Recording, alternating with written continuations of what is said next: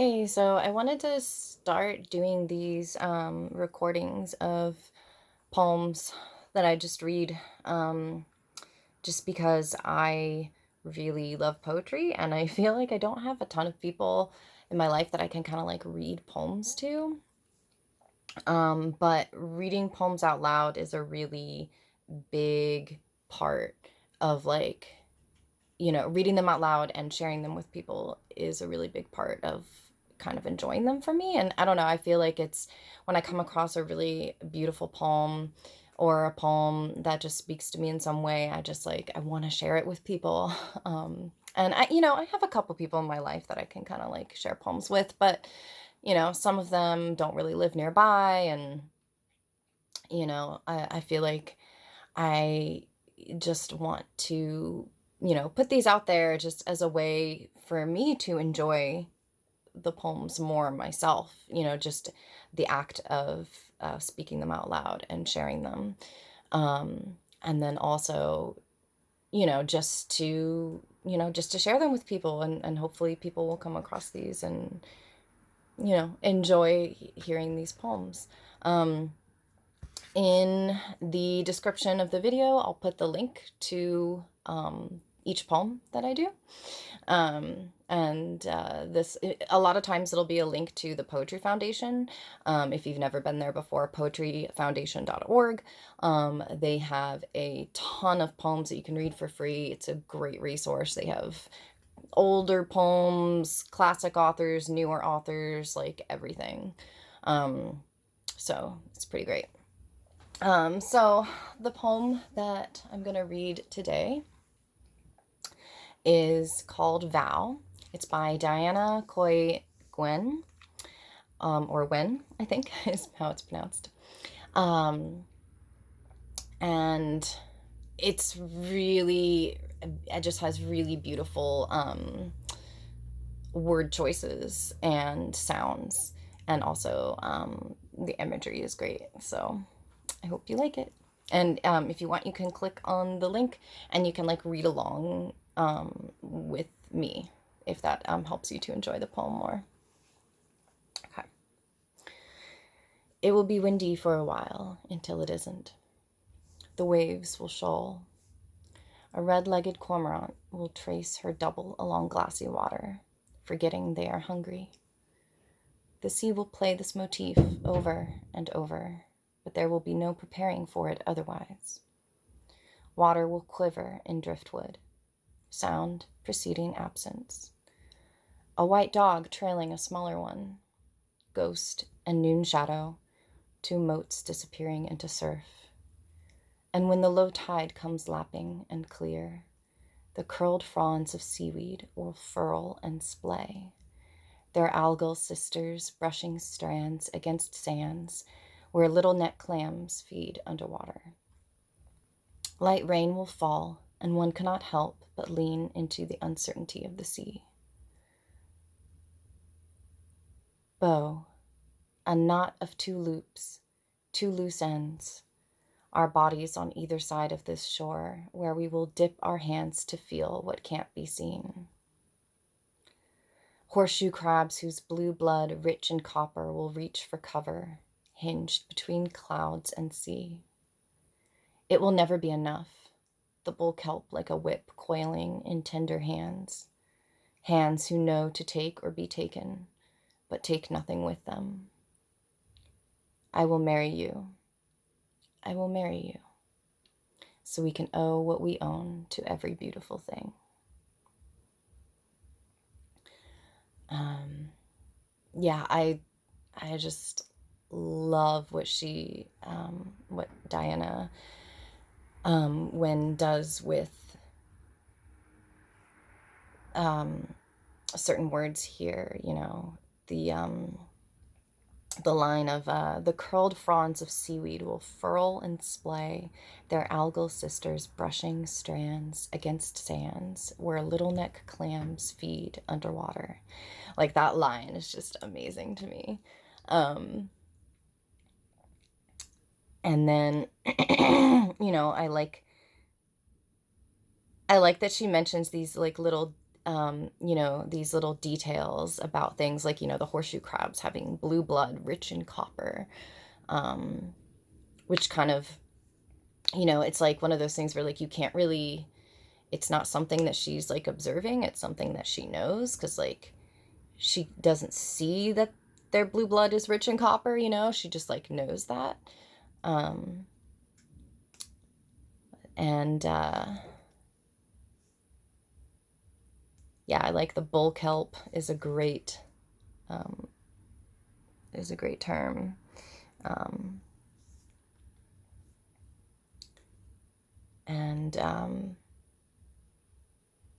yeah, it's a great like poem, just like about the sea and the ocean and nature and like wildlife in those ecosystems. And it's kind of, you know, how they're interacting with each other, and also like how the author is interacting with them, or how the author is observing them.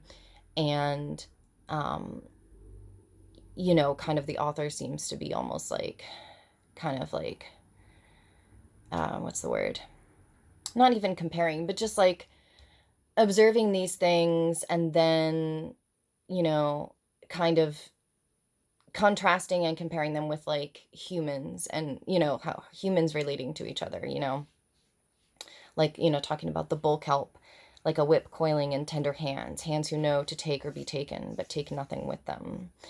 Um, Light rain will fall, and one cannot help but lean into the uncertainty of the sea. Um,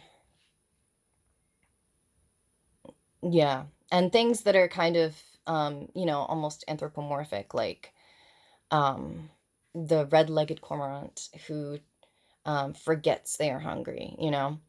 Um, and I love the last line, or the last like series of sentences. I will marry you, I will marry you, so we can owe what we own to every beautiful thing. And, you know, I'm not sure, like, she could be talking about like a human companion who, you know, is possibly like, you know, this is possibly like a human companion that's like with her observing this natural scene. Um, or it could be, you know, just like her lover or whatever, someone who's like not there with her, but is like, you know, someone else important in her life. Um, or, you know, I can also see it very much being like, I will marry this tableau, you know, or I will marry this environment, or or this oceanside area, you know, this seaside area, and I will marry just all these things that I have mentioned, the horseshoe crabs, you know, the cormorant, um, the the bull kelp, you know, the sand, the little neck clams, like all these things. Um, and it almost is like, you know, she's not so much like, it feels like she's not so much worshiping these things as like, you know, she's not necessarily holding them up as like this pure, uh, like holy, revered thing, because, you know, it does seem like there is some conflict, and um, yeah, there's some conflict between, you know, these natural elements between themselves. And so it's, you know, it's almost just like she's kind of like accepting this, you know, the tableau, the seaside, the view. She's kind of accepting this as like beautiful, and as it is what it is. Um, you know, because she talks about the uncertainty of the sea. Um, where we will dip our hands in to feel what can't be seen. You know, there is, you know, there's a lot of like uncertainty. Water will quiver in driftwood, sound preceding absence, ghost in noon shadow, two motes disappearing into surf. So it's not like a super idyllic, like peaceful, like um perfect kind of scene. Yeah, it's not a pastoral scene at all. It's more like there is a lot of just the uncertainty of like how the ocean actually is. There is a lot of uncertainty with the ocean and like the weather and what the water does and what the waves do. But I love the last line that, what, so we can owe what we own to every beautiful thing. And I've been trying to think about like, okay, what does that mean? We can owe what we own to every beautiful thing. And it's really interesting. And I don't think I have like any like real answers to what that last line like really means, but I think it's a really interesting thing to think about. So yeah, hopefully, you enjoyed this if you happen to watch it.